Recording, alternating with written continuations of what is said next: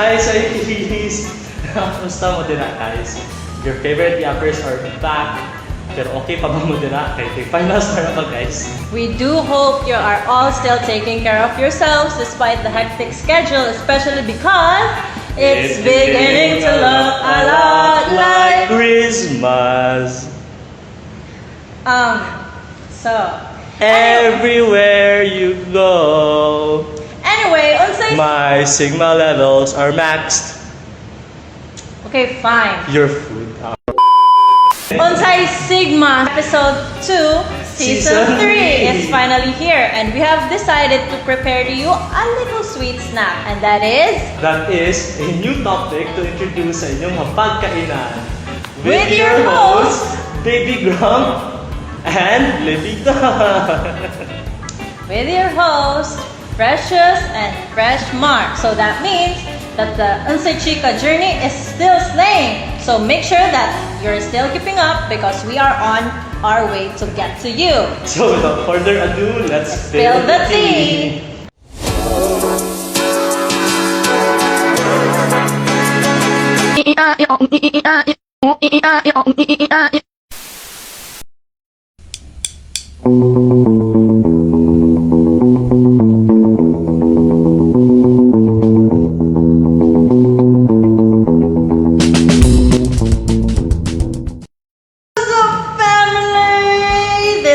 UnPSYCHika episode 2 season 3. So are you all ready for your presents?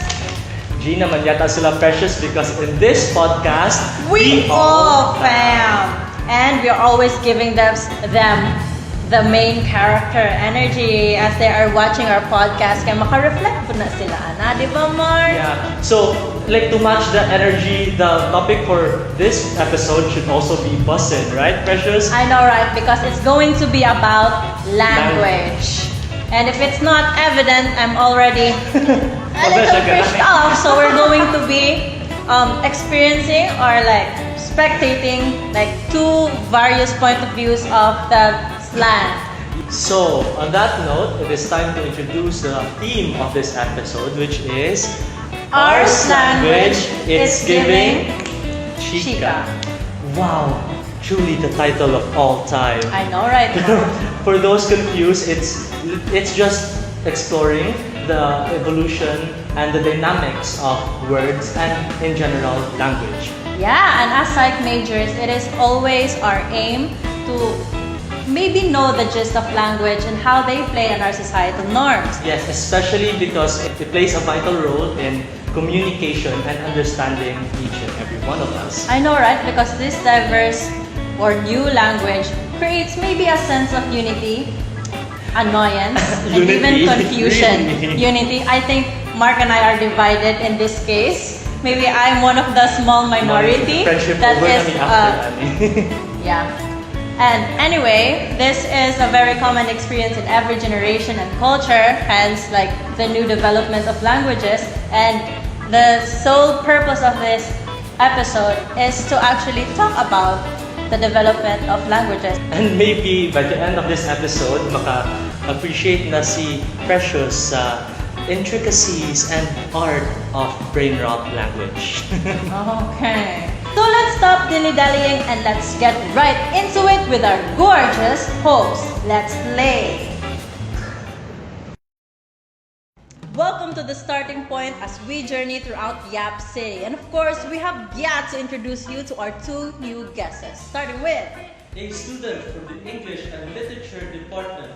Please give our first guest a big round of applause, Miss Thea Ani Pinili. Yay! Now for our second guest, I must not lie, I have felt his aura from 1,000 miles from here. That is none other than the Vice President of Silliman University's very own Writer's Bloc, Kuya Matthew Yasi. Yippee! I am very excited for today's session. Hi, Ates and Kuyas. How has finals week been treating you? Or finals preparation week, but yearly or by we are already in school. Okay, so maybe we have to lighten up the mood a little bit. So Ates and Kuyas, do you have maybe a little bit of insight or expectation about what we're going to talk about for this session? As I've been told, we're expected to talk about what we call brainrot language. So yeah, I guess that like what I can give regarding the use of slang, especially with our background in literature and the like. So speaking, before we continue with the topic, speaking of inyong backgrounds, what do you think is in your background that has made you like a chosen candidate para kaning topic? Like that's a way for you to introduce yourselves. I'm an English language studies major, and I'm a fourth year now, so I've covered majority of the subjects that's in that course. My thesis, I'm not done yet, pero my thesis is like about slang as well, pero specifically to like slang used by women on the internet. So I hope that like the things I've read for my RRL can help with this as well. And I guess for me, not necessarily as more of a formal background as what Thea has expressed, but I guess what input I can give is more of the amateur perspective regarding how things like slang, and as for the topic of this podcast, the brainrot can translate into the creative outlet of other fellow students of this university and maybe beyond, but I'm not gonna overstep. Okay, so nonetheless, we are more than honored that we have you here, and thank you so much for putting your time and effort for being here with our UnPSYCHika Sigma episode 2. So, Mark, do you want to start off with our first question? So, on the note of like Slanguage, with your like the more professional and the more amateur side of things, what is, in your opinion, Slanguage, and why do people use it? So slang or slanguage it's not part of language, but it's specifically part of the non-standard forms of language, and you can distinguish slang because it's usually associated with a specific like group, whether that be age group or cultural group, and a lot of people use it to not only express themselves but also membership to a specific group. That's how a lot of people use slang. That's also why a lot of people use it. They use it not only as self-expression, as like part of a trend, but also to signal their closeness to a group of people. That it's also like a deviation of our formal language, deviation from what we perceive to be the normal rules of sentence structure, normal rules of what is the appropriate word to say there. Because really, a lot of slang are just deviations from that, or trying to break as many rules as possible and to like communicate different ideas that has more emotional attachments to it, or more memories attached with like certain regarding like people groups and cultures. At least what we can observe here in Silliman, right? There's a lot of slang that we use here that aren't exactly seen outside the four corners of our university, because there are experiences that we only know ourselves as Sillimanians, and that can be reflected in the way we use our language. So I guess in a way, more like jargon, pero exclusive to like us Sillimanians, and that also extends to different types of communities who have their own type of like jargon or like language that they use. Sila, for example, the fandom. Yeah. So murag dira na pud magawa sa mga inside jokes, di ba? Oh, Like, yes. a specific group of like friends, group of people, or a group of community only understand. So maybe on the lighter side, it could also promote exclusivity from other generations, but it also somehow creates a safe space for those people within that community to actually communicate about something without the fear of being judged by the people outside of their community, like kind of Skibidi stigma. I'm still learning it though, in my defense. Yeah. You're trying. But On that note, actually, I think, personally, I think we can all have a common ground and agree that language puts us together, puts everyone together, especially English, Filipino, Bisaya. It can be our common ground. But at the same time, someone has been being my pet peeve karon nga episode because murag dili ako gets ang language nga Slanguage. And Mark, what can you say maybe about Gen Z this? ra kayo ko. Pero maybe Gen Z ra kayo ko na nagdako masagot ko kung highly exposed to the internet and, Yes. and unsupervised as well, so that also contributes to it. Pero I'd actually like to go back to what Tea said kanina on a related note na it, like despite the how do you say it? Despite the kanang fact that some people don't really relate to it, it still brings a sense of connectedness to Yeah. people. So how do you think Slanguage helps connect people? Yeah, like, And like does it, form connections and friendships even. yeah. Does it actually bring us closer together or far apart? I think so. I think that actually depends because I think slang can achieve both in a way that it can bring people closer together, but it can also create divide.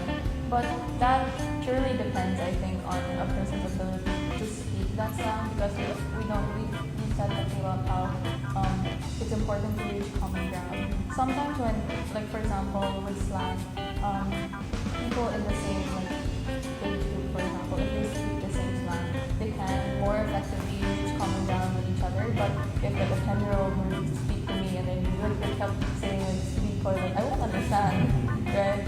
So, but if they say that to each other, they understand and it brings them closer together. But if they were to say that to me, it's gonna bring us farther apart because we won't be able to effectively communicate.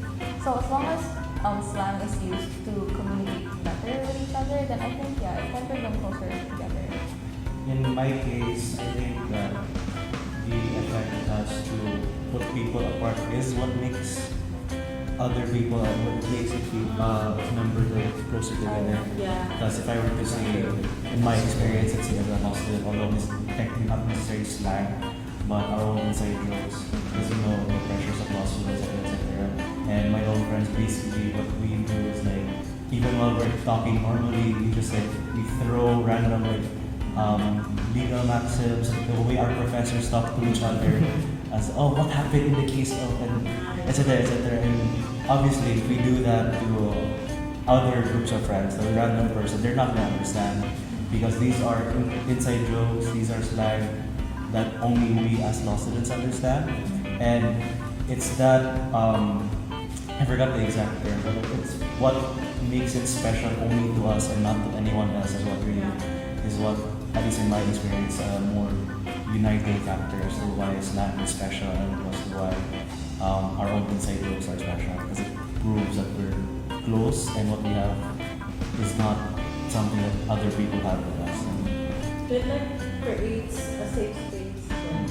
It's almost as if the exclusivity factor of it is bringing you guys closer instead of like it might push others away, but in turn it brings you guys closer because there's again a common ground that you can share with. Yeah, and maybe if we look into it, maybe that's the real purpose of slang. It's to create exclusivity of a specific person or a specific group so that you can create like a better bond with each other. So it's finally time to bring up the topic of brain rotting or Right. brain rot language as a whole and its implications on like especially the younger generation since they're the most they're the demographic that uses the brain rot like terms the most, right? So what are the implications of brain rot?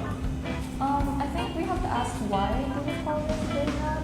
Because when we say something like brain rot, right, it implies that it's making you dumber, it's bad for your intelligence.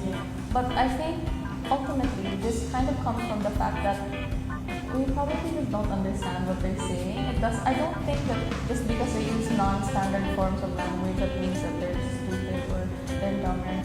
I really don't like that idea just because it's different from the kind of language that we use in schools or formal institutions and those people are automatically dumber than us. I think that's a very dangerous way to think of language because it does forward discrimination in so many ways.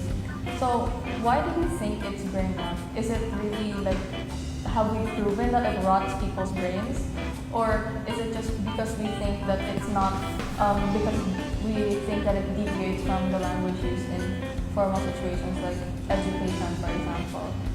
And or is it also just because we don't understand, therefore to us it seems like skibidi toilet has no meaning, but for somebody who understands it, it probably has meaning that we're just not able to grasp. So I think, I don't really like calling it brain rot because I think it's diminishing like a form of language that still effectively, that is still effective communication just to a specific group. And further, like, even if it doesn't, it's like Skibidi toilet doesn't even have actual meaning, doesn't really invalidate it any less, or make it, or prove that it's really brain rot, as we would say it. Because it's, the term brain rot is another type of overgeneralization that we see. In this case, it's with Gen Alpha, but like we hear similar terms with other like subcultures of groups, like how you would call everyone who likes rock metal, hard metal, satanic, how you call everyone who are into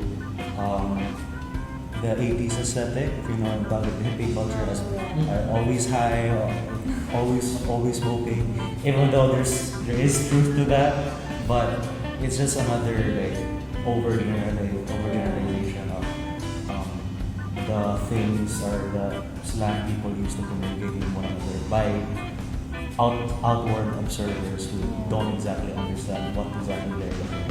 Probably never, because again, this is inherent to these people and not to them. So, if you really think about it, the phenomenon we're referring to as brain rot has already existed way before with like the slang that the old generation is used to. Yeah.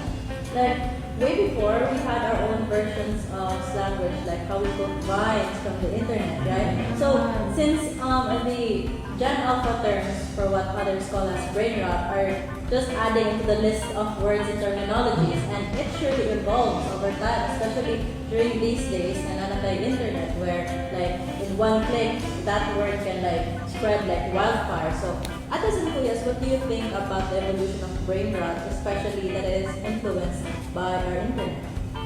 Well, I think the internet kind of does make the spread of slang faster, and probably the source could be different as well. Like, I think it's just in the internet that we see certain videos going viral, and then like terms from those videos like that becomes part of our slang vocabulary. I think that's something that's pretty unique to the internet as well, and then it makes the spread from one group to another go faster.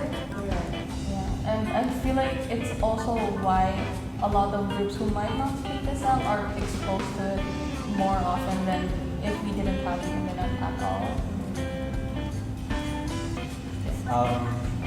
Guess same answer. Same answer. It's really inevitable. Again, going back how you said brain rot has always been there. Just now we call it brain rot. I remember the time when a lot of other memes were viral on the internet.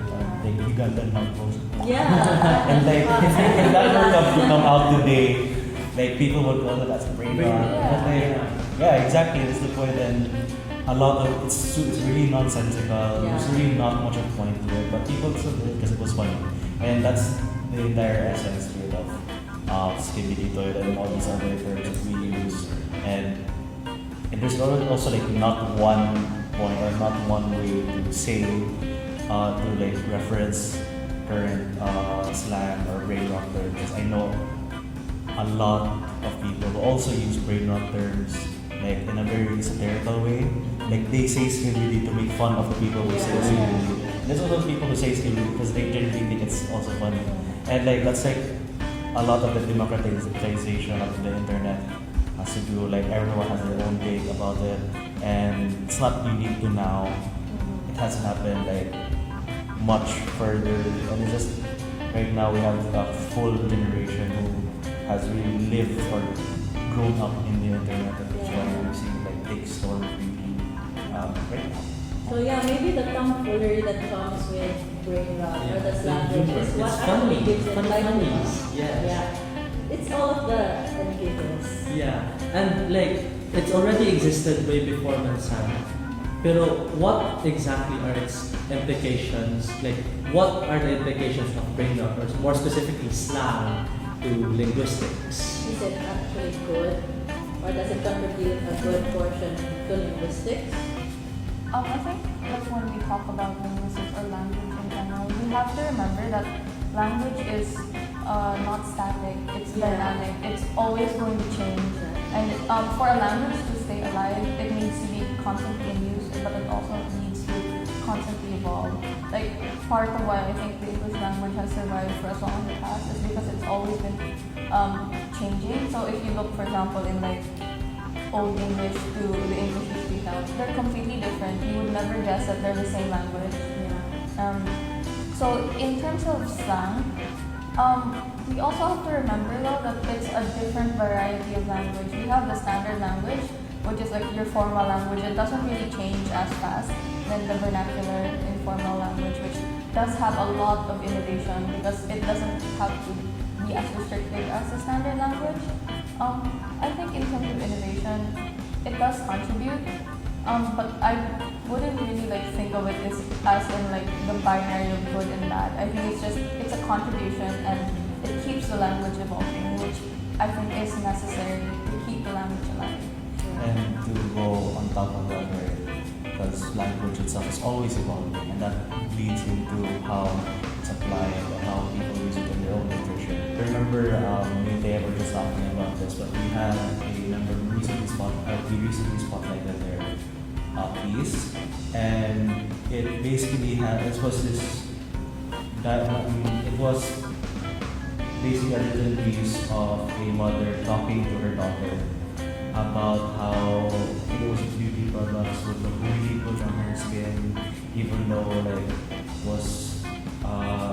the daughter in question was dark skin, had curly hair, with a very morena girl, titled Morena, and throughout the piece you see like the dialogue or the narrative parts is in English, the actual speaking part of the mother is in Tagalog or Bisaya, and then the mother would interject certain references to Filipino celebrities, and then would also like interject or put in other like examples of Murata, something, etc.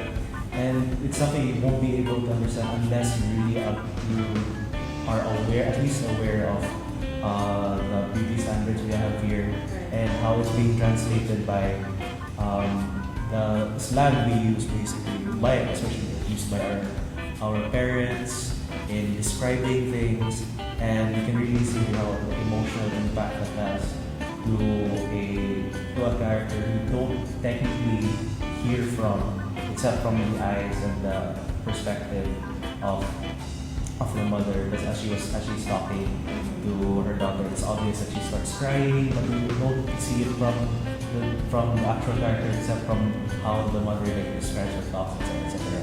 And these are ideas, ideas that you don't get unless you use slang to a certain degree, unless you like reference who the heck is Anne Curtis. You won't be able to like picture exactly what the mother is saying to her daughter and why that feels so like depressing to hear, considering you're a red person. Again, like it's only the usage of slang, it's only the usage of these terms that only we know as a culture, as a people, that we're able to know exactly what the emotions are being conveyed to us.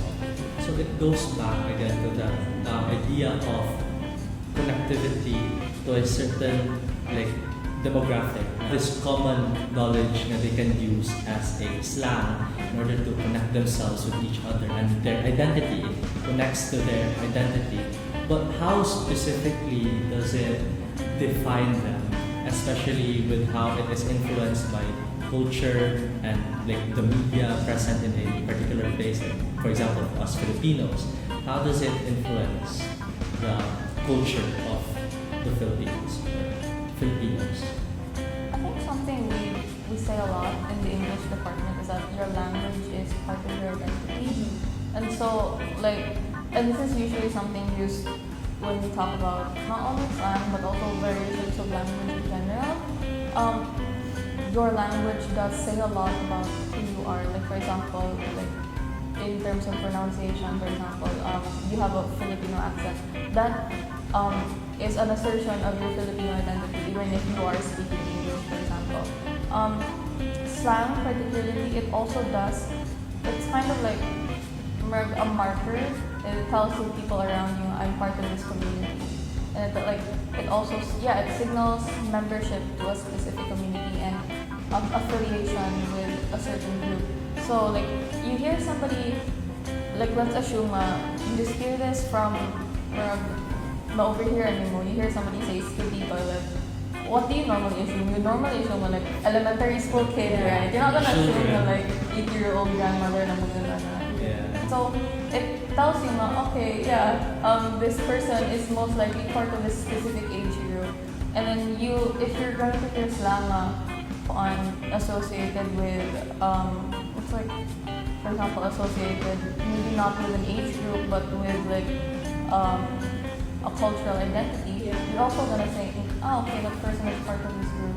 So it is very much part of us, and it signals to a lot of other people that this is who we are, these are the groups that we are part of. It is so much tied to who we are. And relating that to us as Filipinos, I'm not sure, we've been trying to talk about what are Filipino slangs in English. There's probably a bunch that I'm just not very aware of. I feel like I'm kind of not, I live under a rock, so I don't really know. Pero, I guess I'm gonna use the example of Forda. And that was very controversial. I had a lot of haters, had a lot of lovers, right? Yeah. A lot of people loved it because it was fun. And, some people hated it. They're like, oh, that's not proper language. The right language is Forda. Yeah. I don't really think it's necessarily a bad thing. And I don't necessarily think that in the same way that people think it's a perversion of the English language. It's just a word. But I think it's also good that our use of the English language is also evolving on its own, separate from, say, the Americans. We use the English that we have, and it evolves based on how we use it. It's good, I think, because it also is our way as Filipinos to assert our identity in a language that wasn't native to us for a very long time.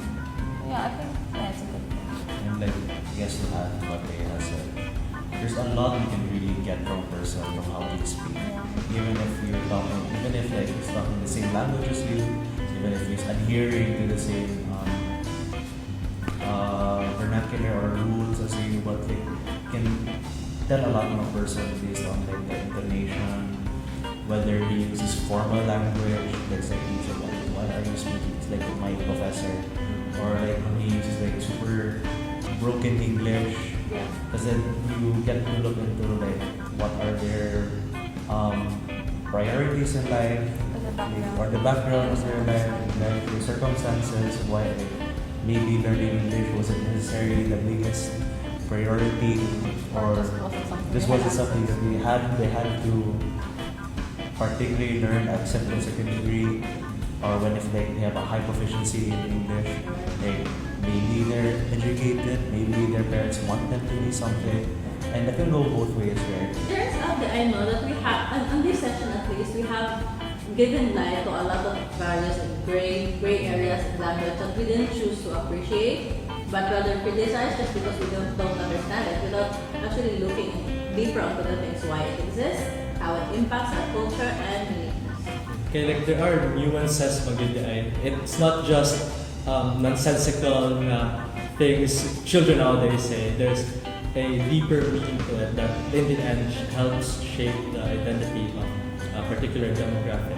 So I guess that concludes this segment of And I think we can all agree that this was a very fruitful podcast. So again, we are very honored to have you here with us, and bless you kayo among brains, wala, we're not gonna say that. brain Anyway, healing. na brain growth. Brain growth. Na brain growth ni karon because of your insights, and we are very grateful for it.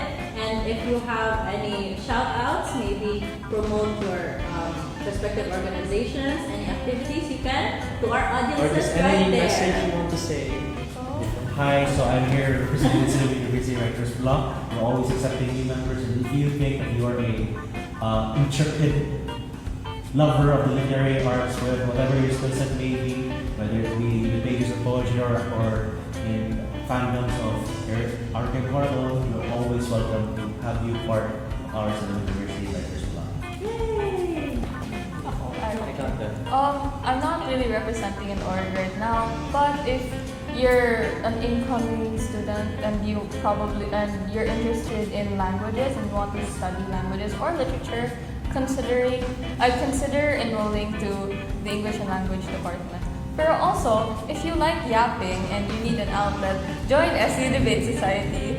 Yay! So there are a lot to the end of makuha, not just by like enrolling into a specific course, going inside a specific organization. We can learn a lot, especially from these different individuals who we have met just now, and I did learn a lot, right? Kasi nga may like insightful literary work about Skibidi toilet, guys. Just saying, you can join. Even if na mo insights for this episode, you can drop your comments down below. Yeah. So that officially ends the segment of our this episode of the podcast. Thank you, Kaya, man. Thank you, Kaya. Thank you, Kaya, for your time. Badam bum bum, skibidi, skibidi, skibidi, skibidi, skibidi. Badam bum bum. Yay! Ganda na dyan ang atong episode. Hopefully na ay dagang nakuha ang insights sa kuban because surely na water dyan ang among brainy mark. It taught us a lot of areas na we really didn't appreciate at first hand. You did. really appreciate Maybe I did. Believer mo ko sis. Okay, fine. You got that smart.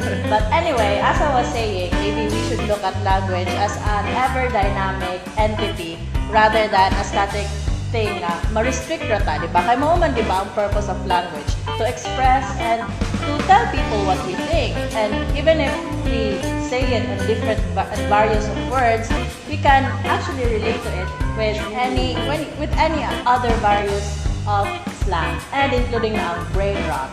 And with what the guests have said earlier, it's not all negative Mansan because even though people collectively use the term brainrot to refer to the phenomenon of slang nowadays, it's not always it literally rots your brain. Right. Because at the end of the day, it's a way for people to communicate. And again, we may not just understand the humor behind it, but it doesn't necessarily mean it's bad na diretso ka. Right. Magsige na lang pagkuhan. Maybe the act of overusing it sa internet na magsige na lang ka na expose to the internet, that's the bad part because again, too much of one thing is bad. Pero the phenomenon itself of slang is not always a bad thing. Right.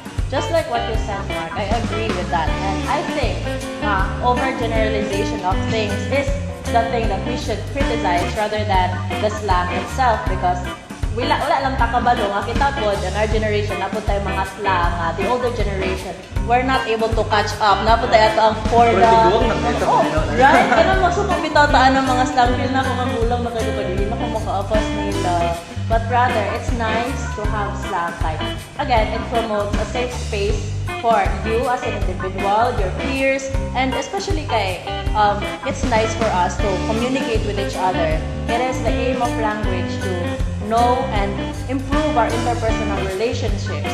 But we should also minimize the use of slang language in a sense na it promotes exclusivity to others na dili sila feel ma-involved or maka-create niya sila mga conclusions na halagidawt na ko ano niya or kung sabihin sila mag-storya dili tarong tubag. We should also be sensitive on a case-to-case basis o kinsa ato ka storya like for example, Father Tikaw Mark, kanya, nung kunin mo nga, nanundugay ka na uli because I get to have a hindi siya makasabot. So, Like, ma-offended or ma-unsam. It's like taken out of context. Dili makabalo ang ibang people. So, it's also, like, ingon ni Ate Thea kanina nga, it's also in the matter of the usage of the person. And like Kuya Matthew said, na it's the overgeneralization that we should criticize. Because at the end of the day, right, it's still language. And language barriers still exist. Especially if you put it on top of generational barrier na maglisod agad kag sabot concept meaning sa words. Right. Maglisod pag catch up sa humor sa other generations. Now you have to consider the like not just generation but also the demographic of who you're talking to. Like you have to consider unsay meanings in words and how they might come across to who you're talking to. So even if the phenomenon of brainrot or slang in itself is not bad, it doesn't mean that you should abuse using it. Kaya it also shapes who we are myself. Right. Our identity. And our culture. Oh Right. my god, Artigas too. That's nice. But anyway, that's the power of language and linguistics itself. So that wraps up our second episode of this season. Pero before we officially end, ato ang favorite segment, mag-recommend tayo songs. Yay! Do you want to go first, Mark? Oh, okay, then kay Adi. Ako ang song actually i-recommend is September by Sparky.cap. I really like this song before Nisha came out. Pero for those who don't recognize, it's the background music they use for the She Was a Fairy. Yes, we took that song because we have considered ourselves as ako, your precious gift, and You know, Ellen. Fresh Mark. yes, right. And if I were to be given a chance na mag-recommend a song, it would be John Lennon's Beautiful Boy because it always reminds us na to always look within the beauty of ourselves to the other people. Like, thank you, Mark. Beautiful boy. Beautiful boy indeed. To always look at the brighter side of other people, to their beauty, and appreciate them while they're still here. Diba, Mark? Right. And on top of that, ganahan po may mag-shout out sa among mga friends and colleagues, especially in the Society of Psychology, especially the Freshies. Yeah. And well, din man noon ma-exclude ako ba na si Sophomore. So, hello Psych Society! This is a major shout out to all of you. Yay! Special shout out to two of our friends Yes. that trained us unknowingly for this occasion. Starting Bottom of with training art. Kent Briones, thanks for always sitting with us in class. You make the class less boring and tungod nimo, well na-appreciate na ko ang humor sa brainrot and you never fail to make us laugh. Salamat sa kayo ni Isabella Arcelas. Isabella. Salamat sa pag-rap sa akong brain the day before. So, na-prepare ko nimo unknowingly for this episode. Ikaw ako ang training art. Thank you. You want to shout out any of your friends, Mark? Ako ang mga Rizzlers. Hello! Kabalo na mo kinsa mo. Akong friends, akong family, akong parents especially. I love you guys. Bisa mo binong-binong ko today. Kabalo na mo. Love mo na. Yay! So extra sweet me, Marcon, because it's the holiday. So I want to shout out my family as well, especially sa akong mga craft besties, Kirsty and Ran, hello, and also to my beautiful boy, hello, Raikon. And this does not end the shout out because we would also want to shout out before the year ends the Psychology Society nga behind sa UnPSYCHika. Ate Dane, Kimi, Meg, Eugene, Ate Sandy, Kuya Mark, please come here and let's bid goodbye to our audiences. Ano pa kayo nakalimutan? Guys! And there are a lot more pa, Jud. Guys, please! Ay, ano guys? Please! Pwede sila manganhi. Ali, Eugene. Guys! What happened to the spirit of Christmas? So, these are all the people who made everything possible. So, a happy and merry Christmas to all of you from UnPSYCHika family. Yay! Merry Christmas, guys! Yeah, this is all that we've got. See you on the next episode next year of UnPSYCHika Season 3! Bye-bye! Merry Christmas!